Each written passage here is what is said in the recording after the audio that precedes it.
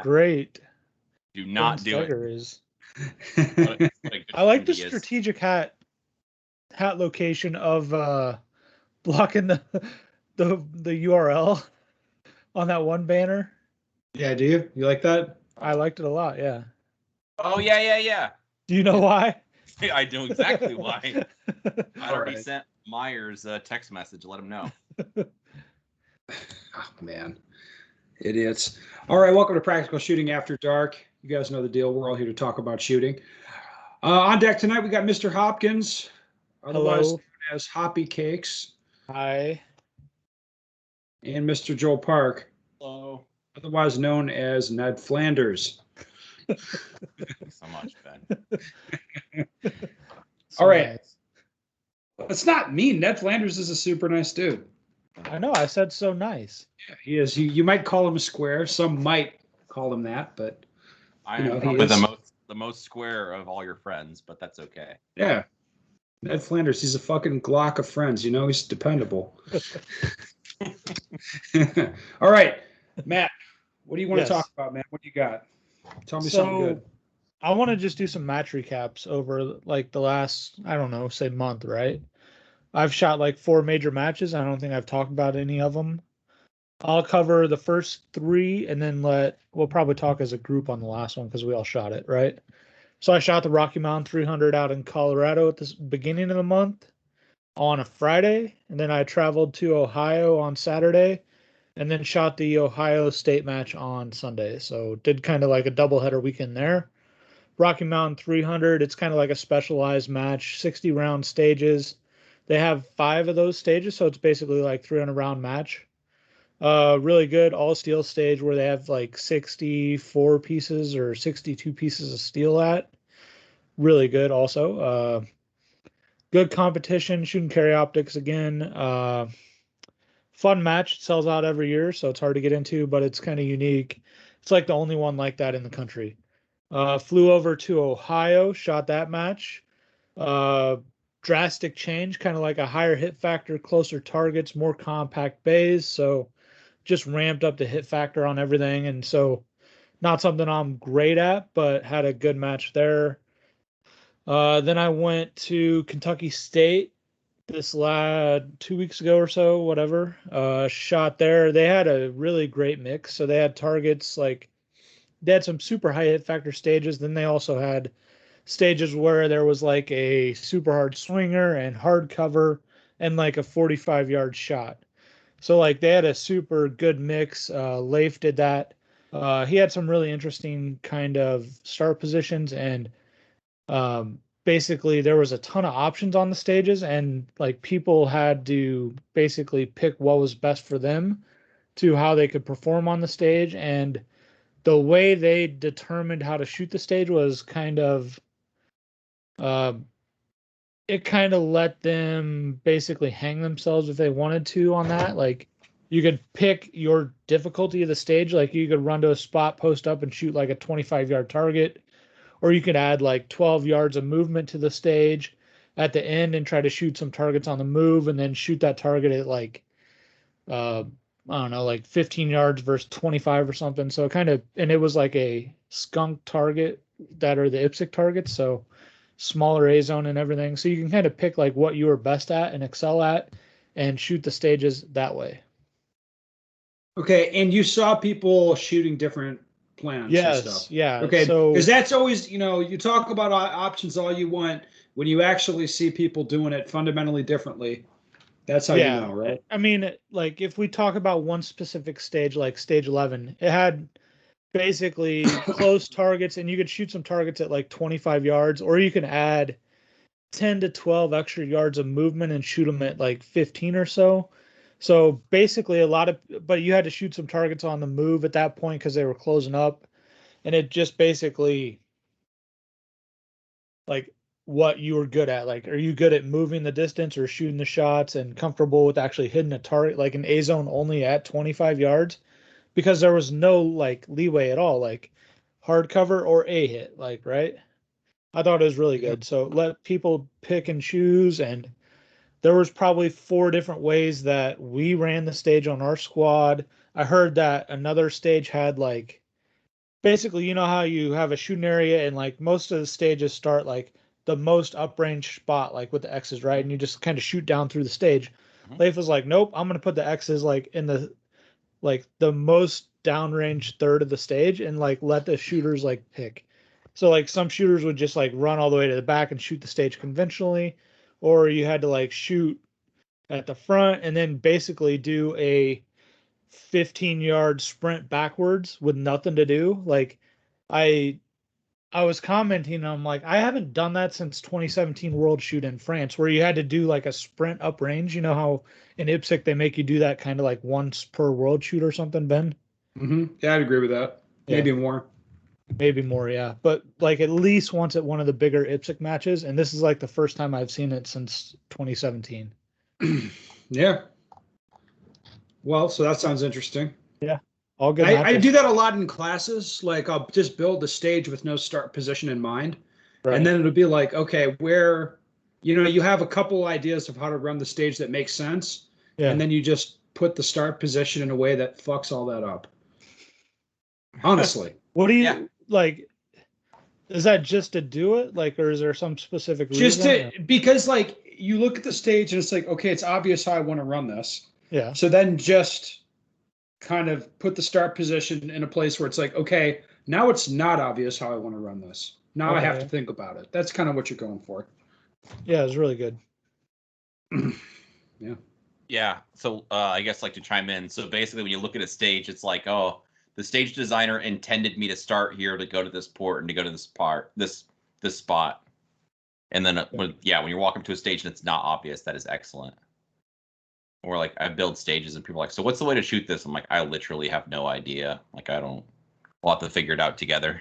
Yeah, it was really good. And then they had some stages that were like pure, like I'd say like fundamentals. Like they had a turning draw where you activated like some steel and drop turner and clamshell. So it was like pure test of like drawing transitions, like hitting the shots to get the timing perfect.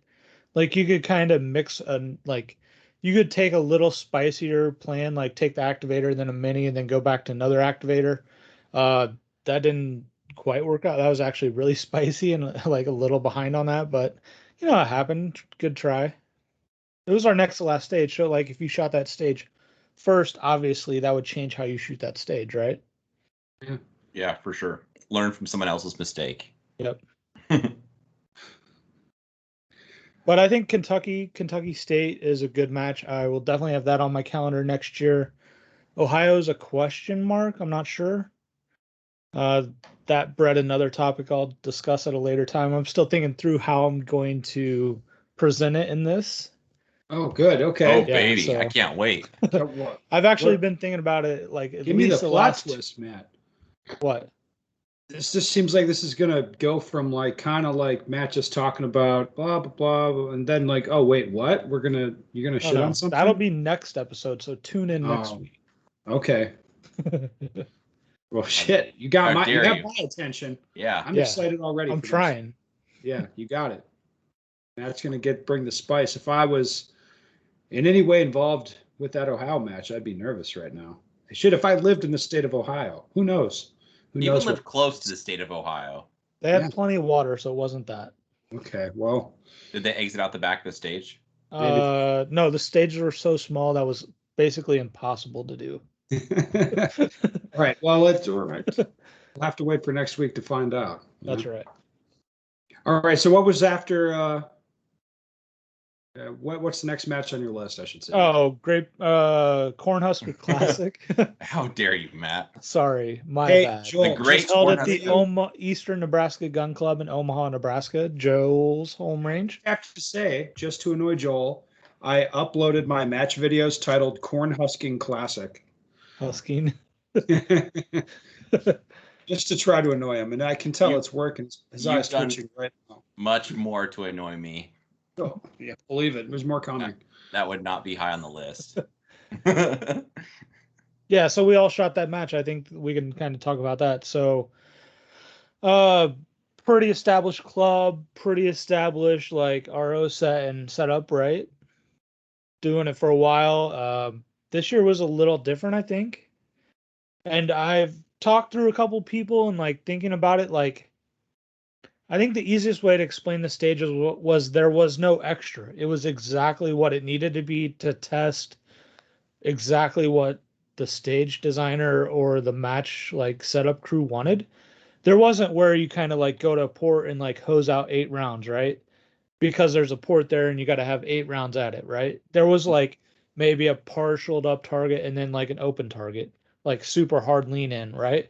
But there, like, obviously the opportunity was there to put like 8 rounds in that same position, but they only wanted to put 4.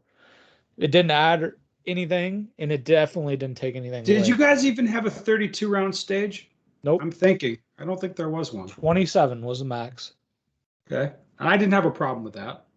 No, it was fine. I think the match was 10 stages, 194 minimum rounds. And I've designed the 10 stages for Wisconsin section, Yeah. 181 rounds. Ooh, nice. More shooting would be more fun, though, Ben. Dude, you could have a 300 round 10 stage match. What's your problem? Yeah, That it- I don't that it know. My wasn't problem was interesting I and it was designed dumb. the stages to do what I wanted, you know, Yeah. and then I just didn't add in more targets just for the fuck of it. Well, I've designed also the free state match, 235 rounds minimum rounds, so a little more than those two, but not anywhere close to the maximum like some people think is what you have to have or Well, anything like that. like, So when to is talk- that? Is that it's the third week in July, To weekend talk a little before Area crazy, 3. like if I see that, like I literally don't care what the round third count weekend? is. So Of the Matt, match. 17, 18? No, it's the weekend after that, Oh, yeah. Sign me up. 24th. Sign me up. You want to shoot it? Yeah, sign me up. Yeah, you're in. Okay, cool. Done. Let's go. Look at that. But Yeah. I'm not rooming with Joel. I'm rooming with you. Okay. I I'm don't want rooming to be with- around Joel at all. No, I'm rooming with John because he's nicer than you are. I want to room with John. All right. So Ben, Oh, I'll Oh, trade boy. you Joel for. I'll trade you Matt for John. You stay away from John. You're a bad influence, Ben. I'm the best kind of influence on John. And you know exactly what I'm talking about. Indeed. All right, so I'm sorry, I sidetracked us horrendously. Yeah, Cornhusker Classic, right? Yeah, Cornhusker Classic. Yeah. So stages had every bit of what they needed. They didn't have anything extra. There wasn't like they didn't make you run 3 miles to get from one target to the next. Like everything All was. right, I felt they could have used a little more movement personally. There was not a lot of movement in it. That was I'm thinking probably maybe the only specifically thing. stage 9, the one with the doorway. Yeah. That was the big one. 27 rounds, and I think I moved. I mean, I took a. I think the total stage movement on that Steps. was like maybe 12 and a half feet. Yeah, it was. I mean, It was a step out and you shot 6, and then you had to go about 6 feet over to shoot like the next set of Yeah, then you targets, just and- walk up to a door. yeah, and then maybe like another 4 or 5 feet up into the door. Yeah. If you're I- involved in that match, I'm not shitting on the match. I liked the match. I enjoyed it. I would have felt it liked could to have. I mean, seen some farther targets also. yeah, I mean, there wasn't a lot of distance shooting, and there wasn't a lot of a ton of running. Coulda Yeah, used but some. so we That's talk all. about distance shooting, but there's an all steel stage that ate a lot of people's lunch, right? No, the match tested difficulty. I actually liked the steel stage. In like the concept, like it was challenging, but it wasn't really punitive. You know what I mean? Yeah. It's like if you're having trouble with the shot, you just like stand there and try again. It's not you're not getting hammered with Penalties or and no shit shoots. and shit Yes. like that. Yeah. So Yeah, I they mean, had hardcover around some of the squares, yeah. but like that was kind of probably the hardest shots of the match, I would say, right? Yeah, the movers were tricky on a couple places. If you were really trying to optimize the timing, you Yeah. could. The movers were tough. If you wanted them to be, and there was there was a couple of partial targets that were a little spicy, but yeah, that was pretty much it. I mean,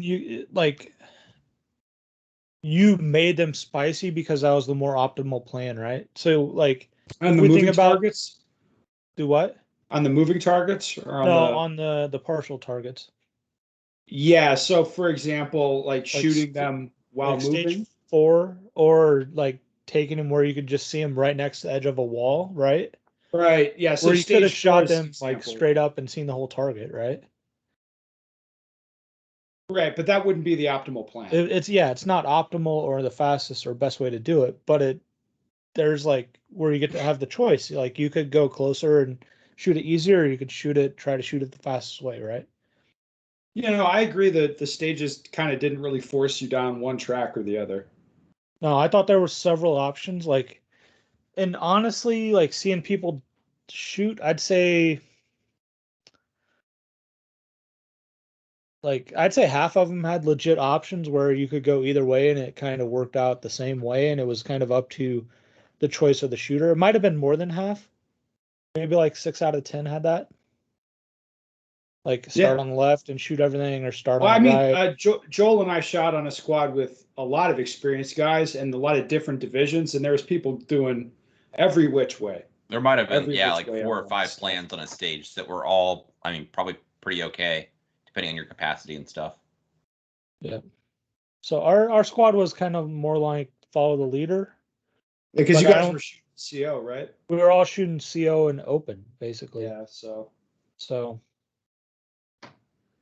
makes sense. But I thought it was good. Glad you had fun, man. Yeah, it was really good. Man. Then the hospitality the night before was actually excellent also. Is it rude to ask which match was your favorite of those, the ones that you've talked about? So interesting question. So I'd say I'm going to throw out Rocky Mountain 300 just because it's kind of like a standalone specialized match. Yeah. I'm not going to include that in this.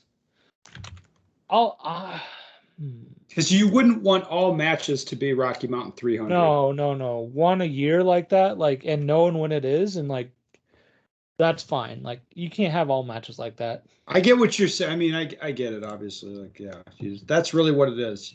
Yeah, it's a fun match. It's kind of like off the wall and everything. I don't know. I would say Ohio would be third.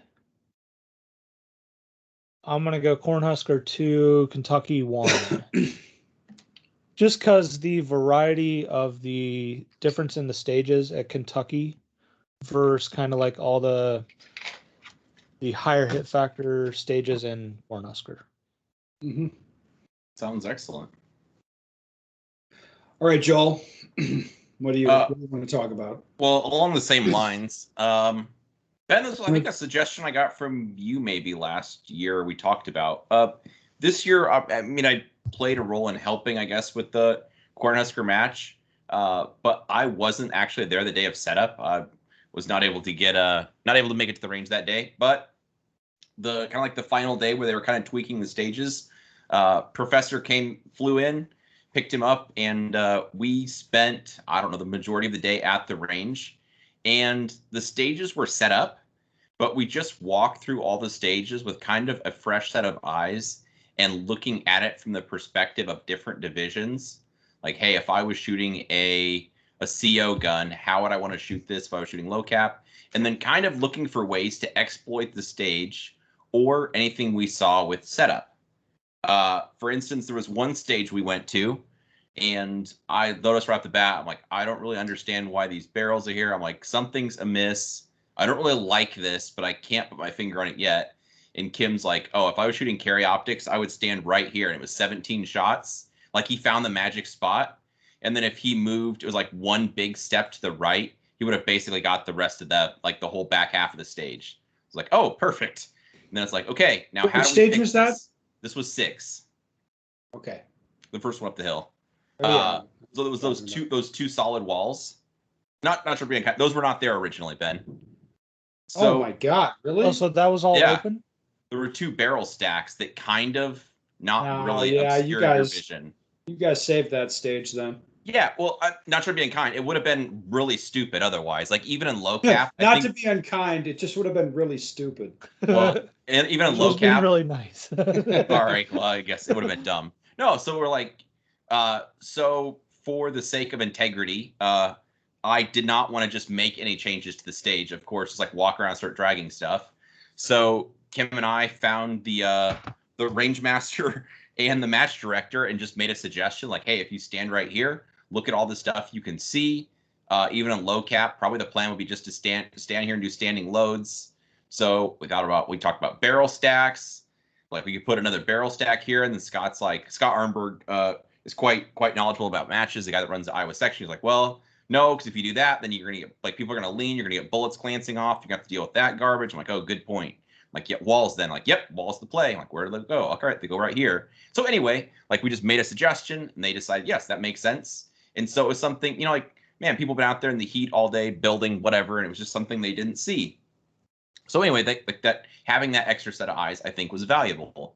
And then another stage, this would be stage 10, guys. We walked there originally, and they're like, hey, this is going to be, they're calling out the targets, like, okay, this one's 3 per. I'm like, what? And then I maybe became a bit animated and passionate about why this should not be a 3 per stage, and kind of explain like how I would shoot this stage dynamically with either a high cap or a low cap gun.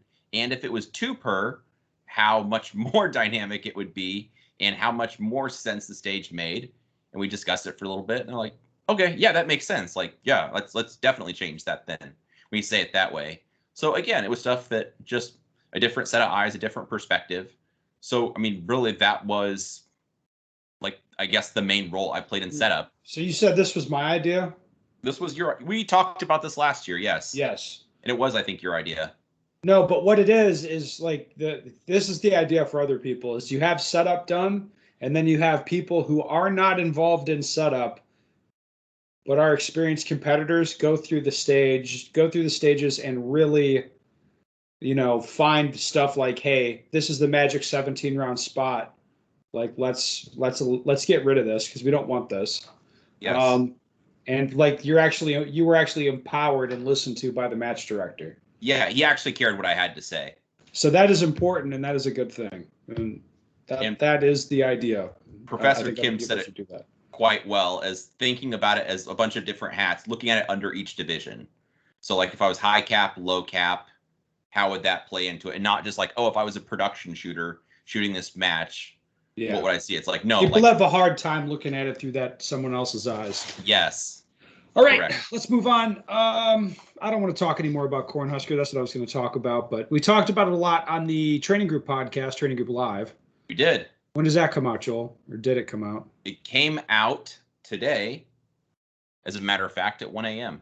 Oh, well, look at that. So people can listen to that if they want a better podcast. They could listen to that one. Can you go over when, or why, how, when, and how fast a person should be making up shots in matches? Does this vary? When is it a bad thing to make up close Charlies when shooting minor? I have a feeling I heard or know who asked this question. Really? Yeah. You have a first name? Yeah. What is it? Starts with a J. Oh, okay. See? Look at that. Look at that. So, what's the answer? It's an interesting question, right? So this comes down to if it's a certain hit factor, do I make up a Charlie for an alpha, right? That's the essence of the question. That's what the person's asking. They're asking a math question. Yes. And I want to give them the behavioral response. Because this isn't I don't think you should look at it this way. I don't think you should look at it as a math question. I think you should look at it as a behavior thing. And the behavior you want is, if you fire a shot that's real bad, like it's a miss, and you need to make it up, then you make it up immediately. Yeah. Without any drama. You call the shot, you see that the sight dip down into the no shoot or whatever, boom, that follow-on shot's straight away. So that's independent of a hit factor or what kind of stage it is, right? Correct. And then basically my rule for major and minor, you ready for it? If there's 2 in the brown, I'm done shooting. In major. Yeah, you want to know the rule for minor? If there's 2 in the brown, I'm done shooting. Okay. Like, and the reason is, it's like, that's the rule. Now, that's not mathematically true always, but behaviorally, that's what I want to do. It's like, if there's 2 in there, just move the fuck on. Like, like a lot of times you have this temptation to make stuff up. Like you drag in a delta when you're transitioning in on a fast stage, right? Yeah. And then you go back, boom, you pop a makeup shot, and that takes you like 0.6 of a second. Yeah. And, you know, whatever. But then you walk over there when you're scoring, and the delta you thought was there was actually on the CD line, and you got a C. And you just made up a C is what you did. You know, that kind of stuff, like, it's messy. It's not clean. And I think you want to train yourself for behaviors, and the behavior you want is to stop fucking shooting.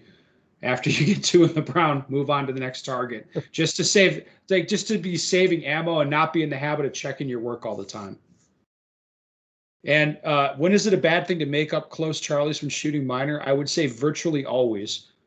Behaviorally, always. Mathematically, almost always. Like, it would be a very contrived situation to make that worth it, mathematically. Does this guy shoot production? No, I think he shoots CO. I think Yeah, this is the I fucking. think This is the wrong questions. I have a feeling this guy's a turtle, and he's turning I around. think he is. Is that the case, Mr. Hopkins? I don't think he is. Well, his email would give me that impression. Would it? Yeah, I but he's could have very the wrong predisposed. person. I could have the wrong person. I I don't know. don't think you You do might. that. You might. Doesn't really matter. I mean, what do you have to say about it, Matt? I kind of hijacked the conversation. No, I mean, I would think in a mathematical form, right? yes. So we take just use simple math, 10 hit factor, right? A Charlie is going to be worth 0.2 seconds. So if you go from a Charlie to an Alpha, you have to do it in less than 0.2 seconds. And the probability of doing that, like in the middle of the stage and without thinking that you're going to do it less than that. I mean, even if you do it, like 0.2 is like a normal That's like a normal break even. split That's break on even. a close That's a range really spot. slow- Yeah, that is just to that's break slow. even. Yeah. So if the hit factor is 7, like the math isn't a whole lot better. Like making up Charlies just doesn't make sense. It really doesn't. No, not, I mean, fast way to do it is the first time, right? Yeah, Shoot it yeah. the first time. Just be better the first time. Yeah. Yeah. But I think you get like any double digit hit factor, it doesn't make sense unless you have like a Mike or a Mike no shooter, like the really punitive like ones. Delta, I wouldn't make up. Charlie, I wouldn't make up. But yeah, All right. Well, Joel. with anything?